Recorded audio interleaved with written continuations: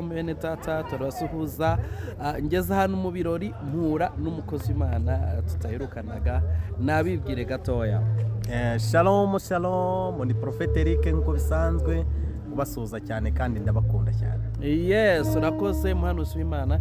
Ese muri uyu mwaka mushya ni ikihe kintu uri gushima Imana cy'ingenzi? Yego mfite ishimwe ryinshi cyane ribyibushye cyane. Ishimwe mfite ribyibushye nuko Imana ikindinze kandi ikaba inarinze n'umushumba wanjye. Pastor ndagukunda cyane. Nkuko mubyumva rero ubuzima nishimwe rikomeye cyane abantu badakunda kwitaho. Rero kubw'umukozi w'Imana yongeye kubitwibutsa Imana umugisha cyane. Umukozi w'Imana ni ikihe kintu wumva expectinga kubona cyangwa se umva Imana yakora byihuse muri uyu mwaka?